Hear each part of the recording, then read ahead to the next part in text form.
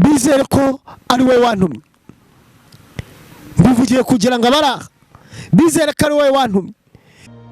Gusenga everyday, gusenga buri munsi. Nusenga uzanesha, nunanigwa gusenga uzaneshwa. Senga izere kura amahoro. Mu bisanzwe muri kumwe nanje Imana yakiza Irwara, twakira abantu bari mu Burundi, mu Rwanda, mu biyaga bigari, mumva ikirundi n'ikinyarwanda n'ikinyamurenge, tubakira kuri channel yo gusenga everyday, tubabwira ngo Imana iba umugisha kandi uko kwikenda gusenga everyday Imana ikingura amarembo, kuko kwikenda gusenga everyday nimba wari urwaye akira gukira mu izina rya Yesu, kuko kwikenda gusenga everyday ibibazo wari ufite byose Imana igusubize mu izina rya Yesu. Abari muri Amerika turabasuhuje, Imana ibaha umugisha. Abari muri Australia turabasuhuje, Imana ibaha umugisha. Abari muri Europe turabasuhuje mu izina rya Yesu Kristo. Nkuko musanzwe kuri kamera gusenga everyday murabona ko dufite umukozi w'Imana Pasteur Zéphyr yagarutse, ntabwo ari ubwa mbere agaragaye kuri channel gusenga. Pasteur uraho? Mukomere cyane.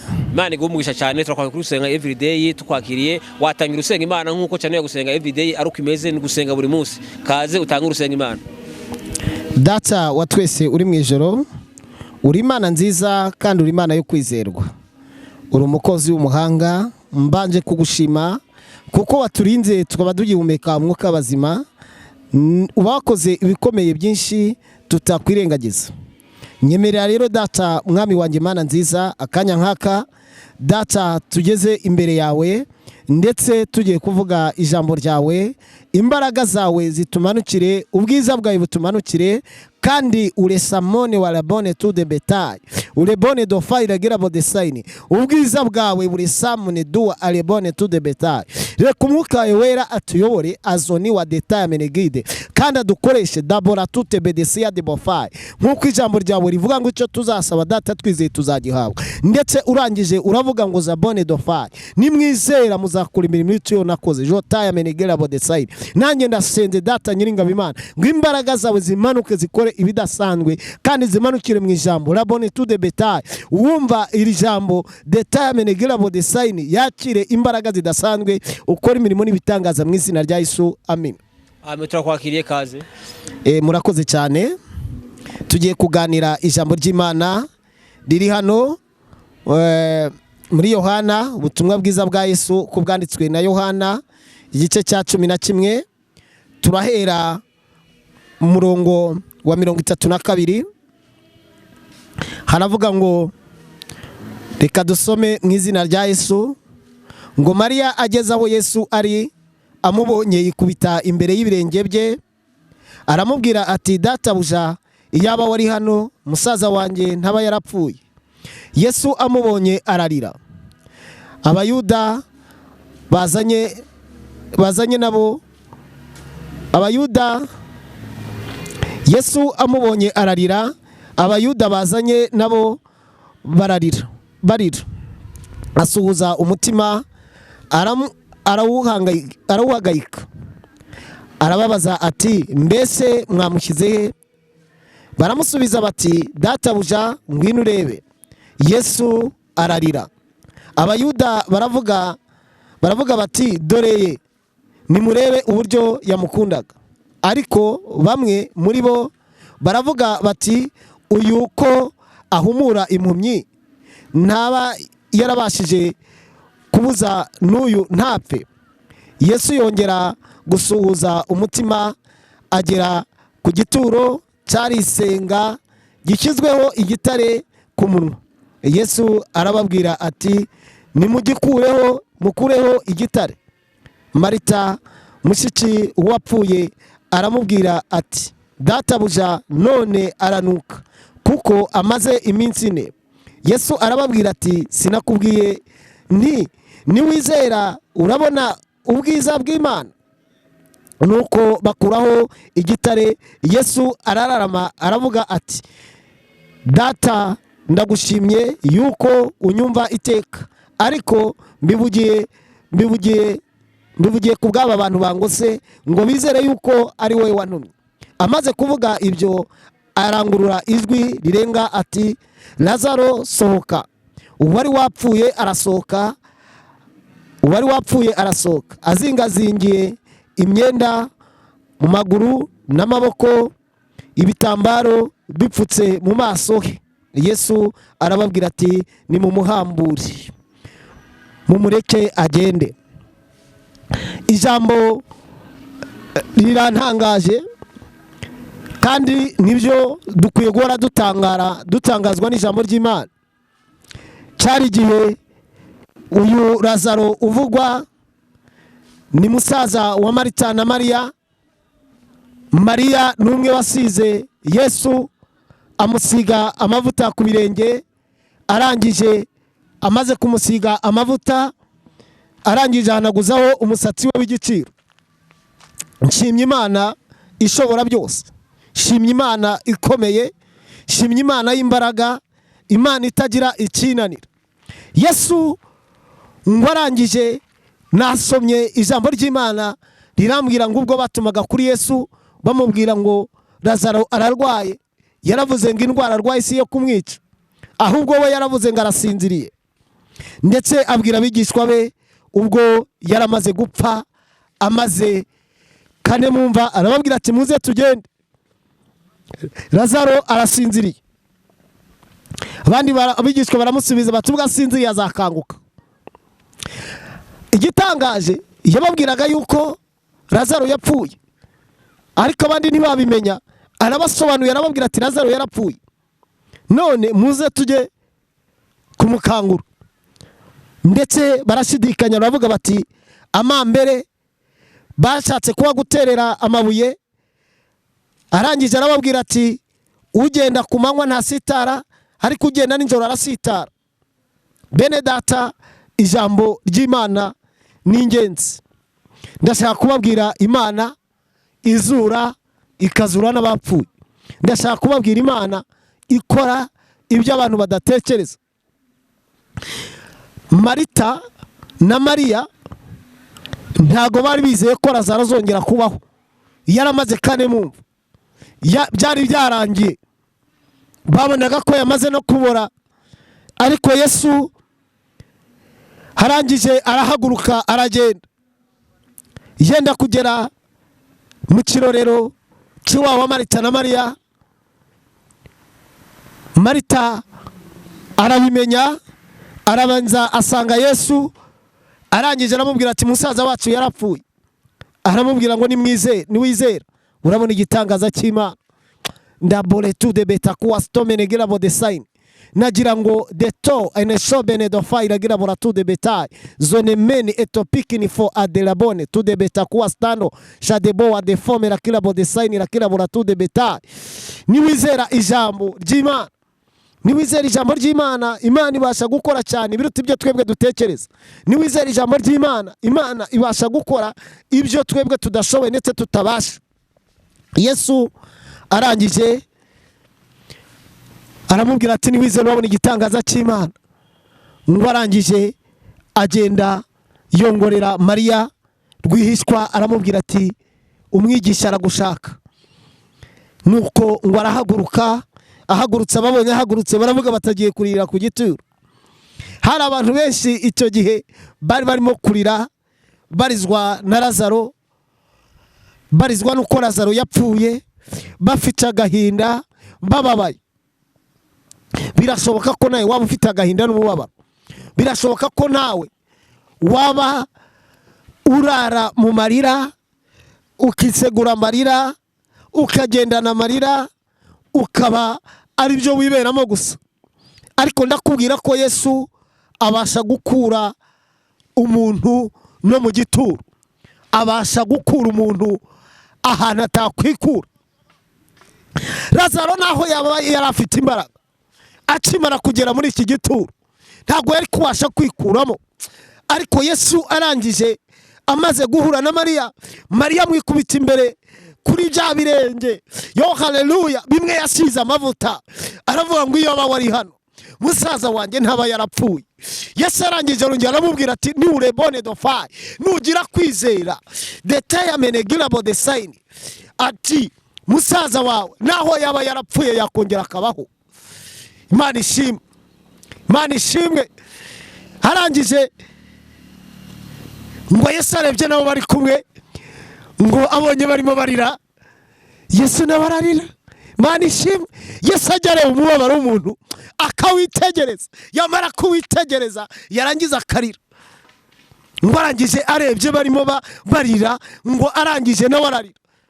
Baravuga ngo mbese uyu ko ahumura impumyi, uyu ko ahagurutsa ibirema, ibipfamatwi ko byumva, ntaba yarabashije gutangira n'uyu ntapfe? Ngo Yesu asuhuza umutima, arangije arabaza ngo mbese mwamushize hehe? Haleluya. Nagira ngo niwumvira ijambo ubwire Yesu, umubwire ikibazo cyawe, ntuce ku ruhande, umubwize ukuri, umubwire umubabaro wawe, umubwire agahinda kwawe, umubwire ibiguciye intege, umubwire ibikunanije ibyo ari byo byose. Arangije ngo aragenda agera ku gituro, avuga amagambo akomeye avuga ngo data, nari ntuwe nzi kunyumva, ariko nagira ngo nanone nari ntuwe nzi kunyumva, ariko reka nabaraha bizere ko ari wowe wantumye. Mbivugiye kugira ngo abaraha bizere ko ari wowe wantumye. Amaze kuvuga ayo magambo, arangije aravuga ngo nimukureho ruya rutare. Ngo barangije basabora yakiyadotaye.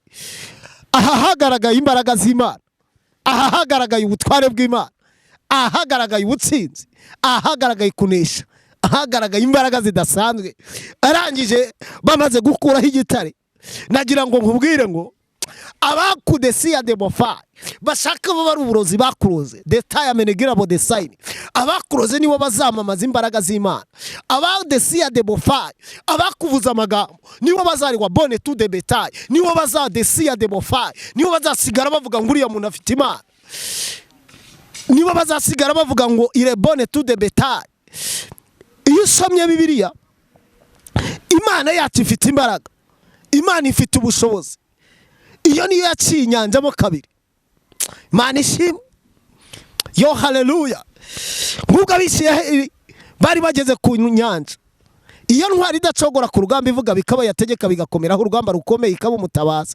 Yaciye inyanja mo kabiri, Abisirayeli batambukira humutse bageze hakurya bari bindirimbo z'ubutsinzi, ngo bageze ku nkike z'Yeriko zari zikomeye ndetse barazishimangiye bazi ko zitashobora kuriduka. Ngo bari yasiya demofa, Uwiteka arababwira ati muzenguruke karindwi, maze barazenguruka. Bamaze kuzenguruka karindwi, ngo lebone tu de betaye bavuza amakondera n'inanga, ngo maze inkike zose zirariduka, ngo buri muntu wese yurira imbere. Nagira ngo nkubwire ngo nta kimana itaritura, nta kigerageza Imana itakuraho, nta kigerageza Imana cyananira Imana.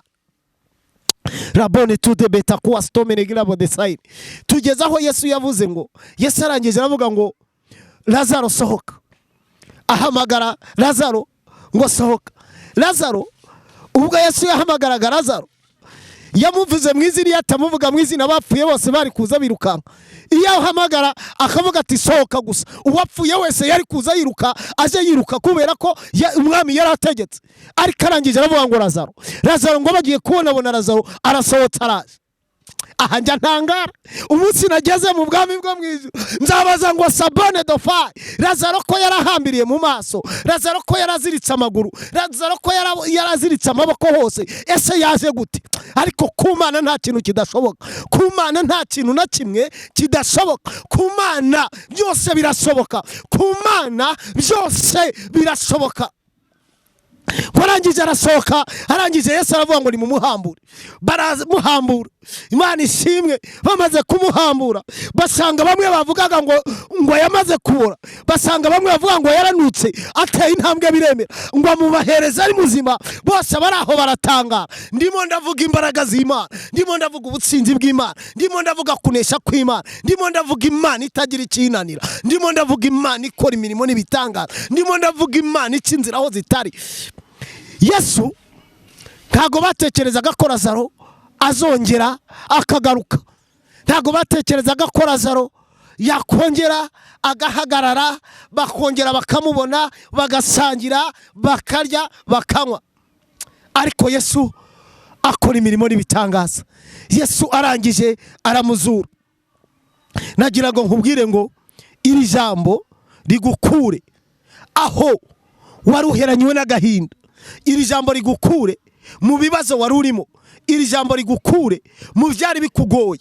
Iri jambo rigukure mu byari biguciye intege. Iri jambo rigukure mu byo wabonaga mbese niba waraheranwe n'agahinda. Lazaro ahantu yarari ahantu wakomeye, yarari ahantu inshuti zitamukura, yarari ahantu babonaga byarangiye, bashiki be nta kindi bari bashoboye uretse kurira gusa, uretse kurira n'agahinda. Ariko Yesu ahageze ahakandagiye ibintu birashoboka. Yesu nagera mu byawe, nagere mu rugo rwawe ibintu bihinduke. Yesu nagera mu kazi kawe ibintu bizahinduka. Niba wacuruzaga byaranze, Yesu iyo yahageze biremera. Niba uburwayi bwakurembeje abaganga bananiwe, iyo Yesu ahageze aragukiza watagombye ibinini. Yesu yahageze akora ibyo abantu badatekereza. Iyo Yesu ahageze imbaraga z'Imana zikora ibikomeye. Iyo Yesu ahageze ibintu byose birahinduka. Nyemerera niba utarakira Yesu, umwakire nawe, umushyira mu buzima bwawe, umushyira mu rugendo rwawe, umwikoreze imitwaro yawe. Yaravuze ngo ni muresiya de bofa, ni muze abarusha baremerewe, muze ndabaruhura. Kandi si amagambo, yaruhuye Lazaro, aruhura abashiki be umubabaro n'agahinda. Imana ishimwe. Nagira ngo nkubwire ngo Yesu ashobora byose. Yesu ashobora byose. Yo haleluya. Muhanuzi Nahomu yarahanuye aravuga ngo dore ku irembo umuzanye inkuru nziza akamamaza iby'amahoro. Aravuga ngo komeza ibirori byawe Yuda we. Hari igihe ubona bya bintu byarapfapfanye, ariko Yesu yaza yahagera akongera agahindura ibintu, akongera agashyira ibintu ku murongo. Tugiye gusengana Imana, tugiye gusengana Imana. Nagira ngo nkubwire ngo ntubifate nk'ibisanzwe. Igihe cyose ngeze imbere y'Imana, igihe cyose mvuga iby'Imana, igihe cyose mba numva iby'Imana bihora ari bishyashya muri njyewe. Nagira ngo nkubwire ngo birashoboka ko waba warasenze ubutayu, waba waratereye umusozi, waba warasenze mu rusengero, waba warahamagaye Imana, ariko uyu mwanya Imana ikaba inzanye kugira ngo nkubwire ngo hari umutabazi, kugira ngo nkubwire ngo Yesu aje gukora imirimo, Yesu aje guhindura amateka ya. Reka dusenge. Data wa twese uri mu ijuru, Imana ikomeye kandi Imana nziza, Imana yo kwizerwa. Akanya nkaka Data ndagushimye.